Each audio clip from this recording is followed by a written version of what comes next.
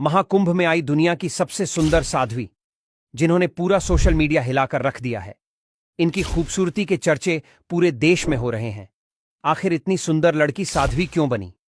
क्या यह ढोंग कर रही है? क्या है इसके पीछे की सच्चाई? आइए जानते हैं।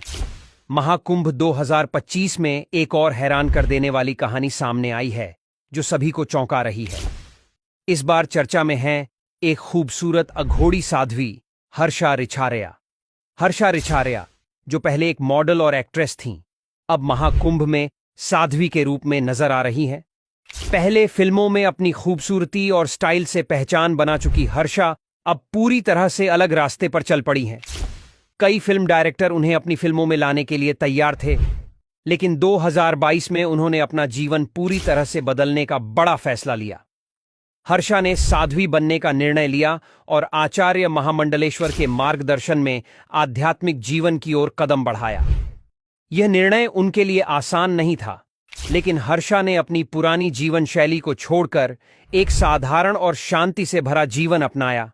पहले वह ग्लैमरस दुनिया की चमक धमक में खोई रहती थीं, लेकिन अब वह एक साध्वी के रूप में समाज के भले के लिए काम कर रही हैं। हर्षा अब सिर्फ 30 साल की है, लेकिन उन्होंने जो कदम उठाया है वह बहुत प्रेरणादायक है। उनका मानना है कि असली सुख और शांति बाहर की चीजों से नहीं, बल्कि अंदर से आती है। पहले जहां वह अपनी खूबसूरती और शोहरत की वजह से फिल्म इंडस्ट्री में बहुत पॉपुलर थीं, अब उन्होंने अपने जीवन का असली उद्देश्य ढूंढ लिया है। हर्षा का कहना है कि वह अब बाहरी आकर्षणों और शारीरिक सुखों से ऊपर उठकर आंतरिक शांति और संतुलन की ओर बढ़ रही है। हर्षा का मानना है कि अगर कोई सच्ची संतुष्टि चाहता है, तो उसे बाहरी दुनिया की चीजों से नहीं, बल्कि अपनी आत्मा से शांति प्राप्त करनी चाहिए। यही कारण है कि उन्होंने अपनी सारी आकर्षक चीजों को छोड़कर साध्वी बनने का निर्णय लिया।